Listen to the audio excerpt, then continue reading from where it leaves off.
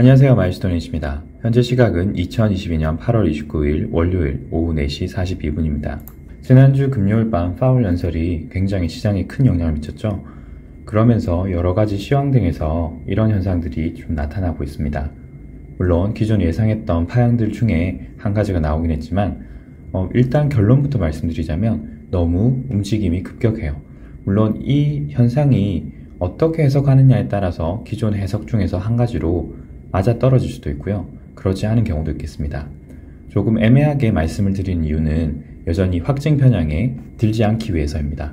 저희는 어디까지나 예상을 하고 있고 나름대로 파형도 그려보고 있지만 그것이 반드시 나올 것이다 라고 생각하는 것보다는 이런 식의 확률이 조금 더 높기 때문에 확증 편향에 빠지지 않고 중립적 태도로 그런 상황이 지속될지 여부를 객관적 데이터로 보는 것이 가장 합당하다고 생각하기 때문에 이런 식으로 말씀드리는 점 참고로 부탁드리겠습니다. 언제나처럼 장단기 금리차입니다. 장단기 금리차는 확실히 이 붉은색 영역을 뚫고 올라오면서 이렇게 큰 사파 형태를 그리고 있는 것 같습니다. 안타깝게도 여전히 1시간 봉으로 저희가 볼 수 없기 때문에 이 파형이 사파가 완료가 되었는지는 알 수가 없습니다. 대략적 형태로 봤을 때는 3파, 3파, 여기가 5파일 수 있는데요. 1파, 2파, 3파, 4파, 5파 이런 식으로 해서 5파가 끝났을 수도 있고요. 혹은 1파, 2파, 3파, 4파, 5파로 조정이 지속되고 있을 수도 있습니다. 그래서 파행 형태가 4파가 이런 식으로 지금 아직까지 진행이 되고 있을 수도 있는 것이죠. 어디까지나 1시간 봉을 보지 못하기 때문에 이런 상황이 생기고 있다라고 보시면 될 것 같습니다. RSI 스토캐스틱은 어떠냐? 여전히 이 역시도 중립적인 상황입니다. 비록 이게 반등 구간이긴 하지만 더 올라갈지 혹은 여기서 지속적으로 떨어지고 있을지는 보조지표상으로는 불분명합니다. RSI 같은 경우는 중간을 머물고 있고 다만 조금 더 아래쪽으로 가까운 건 사실입니다. 스토캐스틱도 과매수권에서 하락을 하고 있죠. 그래서 조금 더 시그널이 펼쳐질 수는 있습니다. 지난주 금요일부터 있었던 요 며칠 동안의 반응이 굉장히 급격했기 때문에 이 상황이 조금 더 올라가서 이런 식으로 큰 조정 형태를 여전히 만들고 있을지 또는 여기서 반등을 일부 하지 못하고 파형 형태를 1파, 2파, 3파, 4파, 5파 이런 식으로 만들지 여전히 갈림길에 있다라고 보시면 될 것 같습니다. 여기서 보여주는 형태가 너무나도 지난 며칠 동안 급격했기 때문에 파형 해석 자체가 두 가지로 여전히 가능하겠다라고 말씀드리는 겁니다. 다만 10년물 장기금리 같은 경우는 3%를 넘어간 상황이죠. 장기 국채금리가 3%가 되었다. 이거 역시 의미가 좀 있다라고 생각합니다. 패드와치2를 보시도록 하겠습니다. 패드와치2 같은 경우는 이제 딱 한 달 정도가 남았죠. 23일 정도가 남았고 현재 시점으로 보자면 225에서 250bp 사이인데 현재 기준을 보자면 0.75가 9월달에 올릴 수 있다라고 보고 있습니다. 여기서 여기까지 0.75, 75bp가 올라갈 것이다 라는 확률이 현재 70%로 굉장히 올라갔어요. 제롬 파월의 연설 전까지는 거의 50%였거든요. 이 두 개의 확률이 거의 50대 50이었어요. 그런데 지난 금요일 발표 이후에 70%까지로 거의 올라와서 확정이 되어버렸습니다. 그리고 이후에 0.5%, 0.25, 0.25 이런 식으로 해서 금리 상당폭이 조금 더 올라갔어요. 즉 75bp를 올린 이후에 50bp를 한 번 더 올리고 25bp를 한 번 더 올려서 총 합산 상승폭이 150bp, 1.5%를 더 올리는 것으로 해서 금리 상단이 지금은 375에서 400bp까지 올라가 있는 상황입니다. 그렇다면 금리 상단이 최대 4%까지 올해 말까지 갈 수 있다는 거예요. 미국 금리가 4%다. 정말 높은 수치라고 밖에 말 못하겠습니다. 그리고 더 눈에 띄는 점은 이제는 그렇게 파월이 연설을 한 이후에 떨어지는 모습을 보여주지 않는다는 거예요. 그게 비록 25bp라고 하였더라고 하더라도 금리 상단이 올라간 상태에서 떨어지는 모습이 내년 중순 이후까지는 보이지 않는 상태입니다. 물론 경제 상황에 따라서 상태가 바뀌고 있기 때문에 이 역시도 바뀔 수 있겠죠. 그렇지만 주목하실 부분은 이 375에서 400bp가 중순까지 올라가는 비율이 거의 50%를 지속적으로 유지하고 있다는 말이에요. 그리고 파월 연설에서도 언급을 했지만 이게 단기적으로 끝날 문제가 아니라 장기적인 문제라고 얘기했습니다. 저는 제가 지속적으로 이 금리가 단순히 그냥 꺾일 수 있는 문제가 아니라 20년에서 40년 정도 이런 식으로 장기적으로 올라갈 수 있는 사이클일 것이다 라고 말씀드렸죠. 그 근거는 상대적이기 때문이에요. 상대적. 왜냐? 페드가 어떤 액션을 취한다는 것은 기존에 나왔던 데이터들을 보면서 이 기존에 나왔던 데이터를 기준으로 액션을 뒤늦게 취하는 거예요. 뒤늦게 취하기 때문에 이미 액션을 취한 상태에서는 이러한 결과물이 지속적으로 더 나오고 있는 상태입니다. 그래서 지속적으로 페드가 선제적으로 움직이지 않는다면 물가 상승은 지속적으로 올라갈 수밖에 없는 거예요. 상대적이라고 말씀드리는 것이 이런 겁니다. 이런 식으로 금리가 올라가는 상황에서 페드가 같이 올린다고 하더라도 이 갭이 지속적으로 유지가 된다면 인플레이션은 지속될 수밖에 없는 거예요. 어느 순간에 페드가 올리려고 하는 금리가 실질 금리보다 훨씬 더 많이 올라가는 이런 상황이 올 텐데, 만약에 이렇게 된다고 하면 페드가 무엇을 근거로 할 거냐는 거예요. 이미 현재 평균 물가 연동제도 하고 있지만 그 이상을 평균 물가 연동제를 한참 벗어나는 물가 상승률을 보이고 있음에도 페드는 늦게 움직였습니다. 그러면 인상 시점도 실제보다 훨씬 더 많이 올려야 되지만 지금 늦게 올리고 있지 않은가 라고 합리적으로 반문을 해볼 수 있고 의심을 해볼 수 있어요. 그리고 어느 시점에는 이렇게 올라가는 시점이 반드시 올 것이다 라고 저는 생각을 합니다. 자, 그래서 현재 상황만 봤을 때 굉장히 높다라고 생각하는 이 금리가 이제 시작일 수도 있다는 거예요. 이제 시작이다. 그리고 제롬 파월도 얘기했지만 단순하게 현재 상황을 짧게 보지 않는다는 게 문제인 겁니다. 금리가 지속적으로 올라간다. 이 부분 중요합니다. 그래서 현재 상황이 일부 반등을 하고 반등이 끝나지 않은 상황에서 이렇게 지속적으로 한 번 더 올리는 경우도 생길 수 있고요.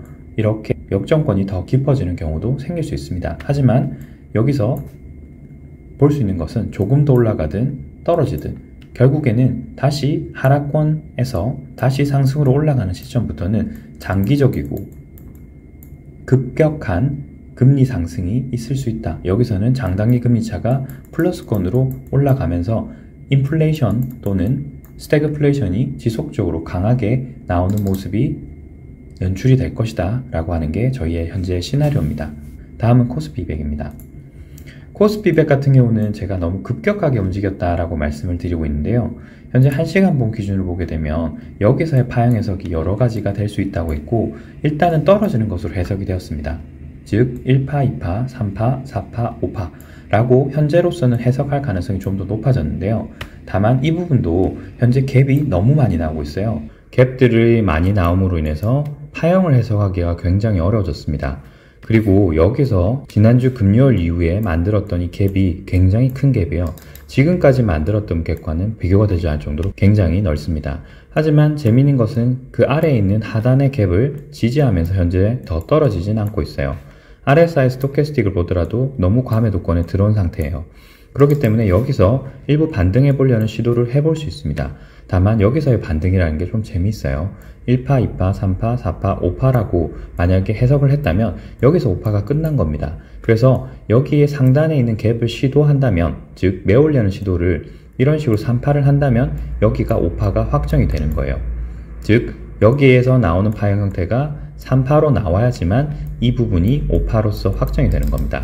자, 그러면 만약에 이번 주에 이런 식으로 올라가는 것이 아니라 더 훅 떨어진다면요, 여기서 파형 형태는 이 부분이 연장되고 있다라고 생각을 해야 됩니다. 즉 1파, 2파 이후에 1, 2, 3, 4, 5 형태로 이 부분이 3파가 지속적으로 연장이 되고 있구나 라고 생각해 봐야 된다는 겁니다. 다음은 나스닥입니다. 나스닥 역시도 한국이랑 되게 비슷합니다. 현재 상황을 어떻게 해석할지가 참 중요한데요. 기존에 말씀드렸을 때 파형 형태가 맞다면 여기도 연장 형태로 갈 수 있을 거예요. 원래는 1파, 2파, 3파, 4파, 5파 여기서 끝나야 되는 게 맞는데, 현재 RSI 스토캐스틱을 봤을 때는 충분히 그럴 수도 있고 조금 더 떨어질 수도 있는 겁니다. 현재 반등 형태를 봤을 때는 RSI 스토캐스틱이 과매도권에 들었어요. 너무 많이 급격하게 떨어졌다는 거죠. 하지만 이게 지속적인 하락 파 형태를 더 그릴 수 있다고 예상되는 것은 여기서 보이는 파란색 하락 추세대를 뚫고 내려갔기 때문입니다. 이 부분을 저희가 오버슈팅성으로 봤고, 그 상황에서 파형을 그리면서 1파, 2파, 3파, 4파, 4파를 더 이상 넘지 못하고 떨어졌기 때문에 충분히 추가가 가능한 상황이에요. 한국과 마찬가지로 1파, 2파 이후에 여기서 1파, 2파, 3파, 4파, 5파 이런 식으로 해서 크게 3파가 연장되는 것도 고려해 볼 수 있습니다. 그러면 1파, 2파, 3파, 4파, 5파 지속적으로 내려갈 가능성 충분히 있다라고 생각되고요. 말씀드렸듯 그 이유가 여기에 보이는 하락 추세대를 뚫지 못했다는 겁니다. 그래서 뚫지 못하고 강력하게 떨어졌기 때문에 여기서의 충격을 조금 더 연장해 볼 수 있고요. 여기서 보이는 특정한 지지 영역이라고 보이는 구간을 뚫어버렸기 때문에 여기서 지지를 못 받는다면 지속적으로 떨어질 가능성이 높습니다. 즉 말씀드렸듯 이 구간이 3파의 연장 구간이 될 수도 있다는 거예요. 1파, 2파가 진행되고 1파, 2파, 3파, 4파, 5파 이런 식으로 지지를 못 받고 다시 올라가더라도 저항을 받게 된다면 지속적으로 이 구간이 3파로서 크게 연장 파동으로 내려올 수 있는 부분도 생각을 해봐야 된다는 겁니다. 오늘 기준으로 만약에 이게 끝나고 하락이 끝나고 지지를 받고 다시 올라간다면 어떻게 될까요? 1, 2, 3, 4, 5 이렇게 해석을 해야 될 겁니다. 그러면 5파가 나왔으니까 다음 해석은 어떻게 될 것이냐, 그게 문제겠죠. 저는 여기서 파형 형태를 3, 5로 끝났다고 말씀드렸는데 여기서 5파가 나왔어요. 그러면 5, 3, 5 이런 식으로 또 조정이 연장이 될 수 있겠죠. 그러면 이렇게 3파가 완료되고 여기서도 3파가 완료되는 겁니다. 그러면 3, 마지막 5파가 또 나올 수 있는 거예요. 여기서 연장 형태가 되지 않고 다시 올라가는 형태가 3파가 되는지 그것을 좀 지켜보셔야 될 것 같습니다. 이런 식으로 3파가 진행된다면 5, 3, 5 이번 주 중으로 이렇게 3파가 올라가면서 이 파란색 선을 또 한번 테스트하거나 혹은 기존에 있던 13,335 완전히 이 상방을 뚫지 못했던 이 구간 언저리를 테스트해 볼 수 있어요. 왜냐하면 여기가 또 갭이 있기 때문에 3파로 이렇게 올라가면서 이 부분을 또 테스트해 볼 가능성이 충분히 있다고 생각합니다. 자, 그래서 옵션을 또 여전히 두 가지로 말씀드리는 거예요. 연장을 해서 지속적으로 내려와서 이 부분이 3파로 지속적으로 연장이 되든지 아니면 5파가 끝난 상황에서 다시 3파 그리고 5파 그렇게 해서 큰 N자를 여기서 3, 5 형태로 만들든지 이렇게 될 수 있는 겁니다. 물론 현재 상황으로 봤을 때는 제가 봤을 때는 너무 지난주 금요일날 급격하게 떨어졌기 때문에 여기 어딘가에서 지지하려고 하는 시도를 충분히 해볼 수 있어요. 여기서 몇 번 지지를 받으려고 했기 때문에 오늘이 지지가 되고 3파로 올라가는지 아니면 지속적으로 반등을 조금 한 이후에 지속적으로 하락 파동을 만드는지 이것에 따라서 완전히 해석이 달라질 수 있습니다. 오늘 영상은 여기까지입니다. 시청해주셔서 감사합니다.